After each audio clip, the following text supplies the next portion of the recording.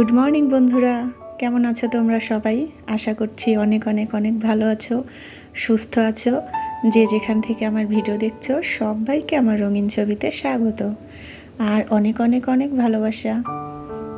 তো নতুন একটা দিন, নতুন একটা ভিডিও তোমাদের সাথে নিয়ে শুরু করলাম। সারাদিন যেটুকু পারি তোমাদের সঙ্গে শেয়ার করব। তো সকালে ঘুম থেকে উঠে গেছি, ঘুম থেকে উঠে বিছানার চাদরটা চেঞ্জ করলাম। আর এখন এত পরিমাণে গরম পড়ছে, তারপরে হচ্ছে প্রচুর বৃষ্টি। মানে সকালবেলা উঠলে পারে একটু রোদ হচ্ছে, কিছুক্ষণ পর আবার বৃষ্টি, আবার রোদ, এরকম। তো ওই জন্য বিছানার চাদরগুলো কেমন যেন একটা হয়ে যাচ্ছে। তো সেগুলো চেঞ্জ করে নিয়ে এই যে বাসি কাজ বাজ সেরে স্নান ধ্যান করে উঠলাম। আর একটা বোন কি দিদি কি যাই হোক, আমি জানি না, সে আমার ছোট না বড়, তার ভীষণ রিকোয়েস্ট, মানে তার খুব এক আবদার যে আমি আমার লম্বা চুলগুলো কিভাবে বাঁধে রাখি। তো সেটা একটু দেখালাম। সে যদি আমার ভিডিও দেখো তাহলে অবশ্যই কমেন্ট করবে। যদিও আমার চুল তেমন কিছু আহামরি না, আগে এক সময় ছিল, বাবু হওয়ার পর আর চুল নাই, লম্বা আছে কিন্তু ঘনত্ব একদম কমে গেছে। তো জানি না সে কী কারণে জানতে চাইছে, তার ইচ্ছা যে আমার লম্বা চুলটা আমি কিভাবে বাঁধে রাখি, বাঁধে রেখে কাজ করি। তো আমি আমার চুল কিন্তু অনেকক্ষণ বাঁধে রাখি না, এই ধরো স্নান করার পর 5 মিনিটের মতো বাঁধে রাখি, দিয়ে জাস্ট একটু রূপচর্চা করি। আর এই যে এই ক্রিমটা আমি লাগাই, মানে স্নান ধ্যান করে সকালে লাগাই। এটা হচ্ছে মানে স্নান করার পর একটু মুখে গোলাপ জল দিয়ে এই ক্রিমটা লাগাই, যেটা আমার ভীষণ ভালো লাগে। একদম মানে চ্যাটচ্যাটা হয় না, মুখটা মানে ফ্রেশ থাকে। তো সেই বোনটা যদি দেখো অবশ্যই জানাবে যে আমি কি ব্যবহার করি, তুমি জানতে চাইছো আমার চুলটা কিভাবে বাঁধে রাখি। তবে আমি বেশিক্ষণ একদমই চুলটা বাঁধে রাখি না। এটা হচ্ছে গামছা, আর আমি কিন্তু ওই যে মোটা টাওয়াল ওগুলো ব্যবহার করতে পারি না। এটা হচ্ছে গামছা, একদম খুবই নরম। তো এই যে এইটুকু সময় আমি গামছাটা বাঁধে রাখি। তাছাড়া আমার মনে হয় যে চুলের যে ইয়েটা থাকে সেটা নষ্ট হয়ে যায়, দড়ি দড়ি হয়ে যায়। তো এইটুকু সময় বাঁধে রাখলে আমার জলটা একদম চুষে নেয় এই ইয়েতে, টাওয়ালে, সরি এই গামছাতে। তো এইভাবেই আমি আমার চুলের ইয়ে করি আর কি, মানে বাঁধে রাখি।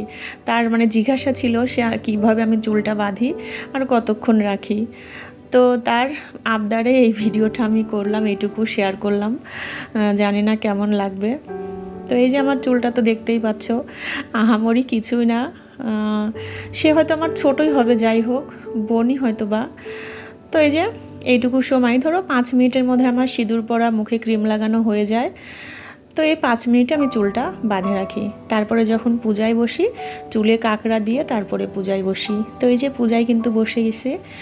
আর একবারে চুলটা খুলবো রান্নাবাড়ি কমপ্লিট করে, কারণ হচ্ছে চুল শুকানোর আমি তখন টাইম পাই না। একদম পূজা টুজা করে নিয়ে চলে যায় রান্নাঘরে। রান্নাঘরে যায়, রান্নার সমস্ত কিছু জোগাড় করতে করতে মানে রান্নার সময়টা হয়ে যায়, যেহেতু একা হাতেই সমস্ত কিছু করা লাগে। তো এই জন্য যেন চুলটা যে শুকাবো সেই সময়টা পাই না। ওইভাবেই মানে কাঁকড়া দেওয়া থাকে চুলে, কিন্তু তখন আর গামছা জড়ানো থাকে না। তো এই যে দেখো বাজার থেকে পুঁটি মাছ নিয়ে আসছে। এটা হচ্ছে দেশি পুঁটি না, আমার বরমশাই বললো এটা হচ্ছে সরপুঁটি। তবে এটা হচ্ছে ভীষণ ভালো, খুব টেস্টি আর কি, ভীষণ ভালো লাগে খাইতে। তো রান্না করব হচ্ছে মূলা, বেগুন, করলা এগুলো দিয়ে। আর এই যে কচুর শাক, যেটা আমার ভীষণ পছন্দের। তো এই যে রান্নাও দেখো চড়াই দিছি। দুপুরবেলা পুঁটি মাছের ঝোল করব, আলু করলা ভাজি করব, আর কচুর শাক করব। আমার রান্নাতে প্রতিদিনের আইটেমে দুপুরে বিশেষ করে শাক থাকবে, তোমরা কিন্তু জানোই, কারণ শাক আমি ভীষণ পছন্দ করি। একটা সময় জানো কী ছিল, শাক একদম খাইতাম না, মা এত বকা দিত, মানে তখনকার কথা খুব মনে পড়ে যে যে জিনিসগুলো একটা সময় একদম খাইতাম না, অথচ সেই কিছু কিছু জিনিস আছে সেগুলো এখন এত ভালোবেসে খাই, তখন মার কথা ভীষণ মনে পড়ে। তো এই যে রান্নাবাড়িও শেষ দেখো।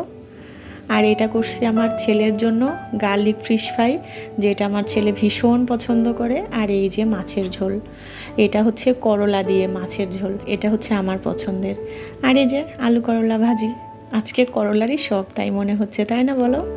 তো দেখো খাওয়া দাওয়া হয়ে গেছে, তারপরে কি প্রচুর বৃষ্টি, তোমাদের বললাম না এই বৃষ্টি হচ্ছে। এখন কিন্তু দুপুরবেলা কয়টা বাজে, এই 3টা সোয়া 3টা, আমাদের খাওয়া তো 2:30টার মধ্যে হয়ে যায় দুপুরবেলা। আর এই যে দেখো একটু ভালো ছিল, তারপরে আবার এই যে বৃষ্টি।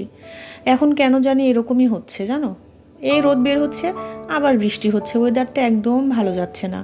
তারপরে কত কাপড় জমা হয়ে গেছে। আর এই তো আর কয়েকদিন মাত্র আছে পূজার, ঘরদোর ঝাড়ার ব্যাপার আছে। তবে আমার ঘরদোর ঝাড়া মোটামুটি হয়ে গেছে, তোমাদের সঙ্গে শেয়ার করতে পারিনি। আমার ঘরটা শুধু বাকি আছে, সেটা একটু একদিন শেয়ার করে দিব, মানে করে নিই, তারপরে তোমাদের সঙ্গে শেয়ার করব। আগে পূজা লাগলে জানো মাদের দেখছি, মানে আমার বিয়ের আগে, কারণ আমাদের তো গ্রামে বাড়ি, সেই সময় দেখতাম পূজার আগে আগে ঘর ঝাড়া মোছার কত আয়োজন।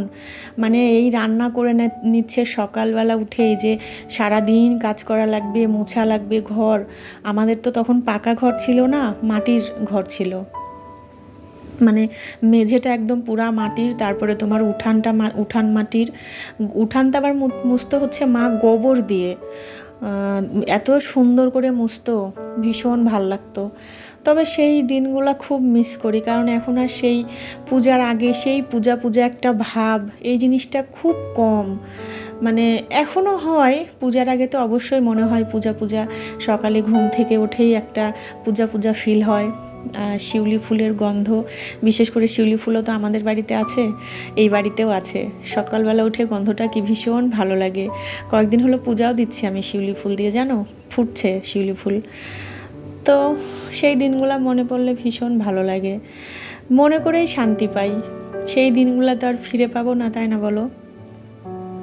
যতই হোক সেই দিনগুলো তো শেষ জীবন থেকে। সেই দিনগুলোই বোধহয় বেশি ভালো ছিল, অল্পতেই অনেক খুশি থাকতাম। অল্প কিছু পাইতে, মানে অল্প কিছু কিছু কারো কাছ থেকে পাইলেই ভীষণ খুশি হয়ে যেতাম। আর আগে তো ধরো এখনকার মতো মানে 4 দিনে পূজার যেই মানে 5টা 6টা করে জামা কিনা, তারপরে এই গহনা বানাচ্ছি, এই কিনতেছি সেই কিনতেছি, কিন্তু তখন কিন্তু এগুলো ছিল না আমাদের সময়। তখন যদি 2-1টা জামা হতো, বাড়িতে একটা মানে রাফ ইউজ করার একটা ফ্রক দিত, একটা ভালো জামা দিত, একটাই বিশেষ করে হতো ভালো জামা, তাতেই কি ভীষণ খুশি। 4 দিন ওটাই ঘুরাই ফিরাই পড়তাম, তাতেও মনে হয় ভীষণ আনন্দ। দশমীর দিন সকালে ঘুম থেকে উঠে সবাইকে প্রণাম করা, তারপরে কাকার কাছ থেকে, মানে সবার কাছ থেকে 2 টাকা 5 টাকা যাই পাইতাম প্রণামী, কি ভীষণ ভালো লাগতো জানো। অথচ এখন কিন্তু আর সেগুলো হয় না। এখন এত এত কিছু কেনাকাটা করি, তারপরেও হ্যাঁ আনন্দ তো হয়, কেনাকাটা করতে তো মানে ভীষণই ভালো লাগে। কিন্তু আগের মতো ওই যে একটা আনন্দ, ওই যে একটা অনুভূতি, সেই জিনিসগুলো আর পাই না ফিরে। খুব মনে পড়ে সেই দিনগুলো। সকালবেলা ঘুম থেকে উঠে মহালয়া বিটিভিতে এর বাড়ি ওর বাড়ি যাই দেখা, তখন তো আমাদের ডিশ ছিল না। এর বাড়ি ওর বাড়ি কার বাড়িতে বেশি ভালো আসছে, কলকাতা দূরদর্শনে তখন আমরা দেখতাম মহালয়া। কালকে হচ্ছে মহালয়া, আমার ভিডিওটা তোমরা যে পাবে সেই মানে কালকে সকালেই হচ্ছে মহালয়া। সকালে ঘুম থেকে ওঠার একটা তোড়জোড়, এখনও আমি দেখি মহালয়া, কিন্তু আগের মতো ফিল পাই না।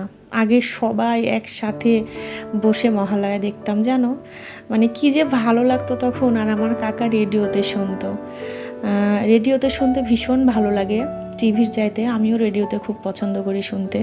তো এই বাড়িতে যদিও রেডিও নাই, কিন্তু টিভিতেই দেখি, ভালো লাগে মহালয়া।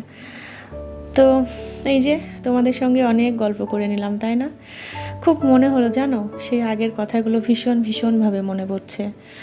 সবারই হয়তো হয় আমার মতো, তাই না? শুধু আমার কেন, সবারই তাই হয়। ছোটোবেলার পূজার একটা আলাদা আমেজ, আলাদা অনুভূতি, আলাদা আনন্দ, ভাই বোন সবাই মিলে। আমরা তো 4টা বোন, ভাই নাই আমাদের। তো আমাদের কাকাতো ভাইগুলো তোমরা তো জানোই, তাদের সাথে যে কি মজা করে কাটাতাম। দশমীর দিনে দাদা তো সবাই, শুধু একটা আছে ভাই, আর সবাই দাদা। তো সবাই জানো প্রণাম দিতাম, দিয়ে বলতাম দাদা এটা দিবেন ওইটা দিবেন, এরকম বলতাম, দিত জানো। এত খুশি হতাম, মানে 1 টাকা পাইলেও তখন ভীষণ খুশি যে বাবা দাদারা টাকা দিচ্ছে এরকম। আর এখন সেইটা দেওয়ার কেউ নাই। তো খুব মিস করি সেই দিনগুলো, অনেক অনেক মিস করি। মনে হয় আবার যদি যাইতে পারতাম সেই দিনগুলোতে, তাহলে বোধহয় ভীষণ ভালো হতো, তাই না বলো? তো এই তো তোমাদের সঙ্গে আজকে বকবক করতে করতে গেল, তাই না? অনেক গল্প করে ফেললাম, অনেক গল্প। তো যাই হোক, কালকে সকালে ভোর ভোর উঠে মহালয়া দেখব বিছানায় শুয়ে শুয়ে। আজকে রাত্রি পার হলেই কালকে মহালয়া, তারপর থেকে তো পূজার তোড়জোড় শুরু হয়ে গেছে। তারপরে নাড়ু বানানো আছে, জানি না এবার পারবো কি পারবো না, দেখা যাক, চেষ্টা করব। এই তো বন্ধুরা, আজকে আমার এই যে ছোট্টখাট্ট একটা ভিডিও তোমাদের সঙ্গে গল্প করতে করতেই কাটালাম। তো দেখো, রাত্রের সমস্ত কাজবাজও হয়ে গেল, এদিকে গল্পও করলাম। আর রাত্রিবেলা এগুলো করে রাখলে সকালবেলা ঘুম থেকে উঠে আমি একদম শান্তি পাই। তো এই তো আজকে এই পর্যন্তই। আর আমার বরমশাই রাত্রে আসার সময় নিয়ে আসছিল বারো ভাজা, সেইটাও খাইলাম, ভীষণ মজা লাগলো আর কি খাইতে। তো আজকের ভিডিওটা এই পর্যন্তই। তোমরা সবাই খুব খুব খুব ভালো থেকো, সুস্থ থেকো। দেখা হবে নতুন একটা ভিডিওতে। ততক্ষণ পর্যন্ত সবাই খুব খুব খুব ভালো থেকো, ঠিক আছে? Good night.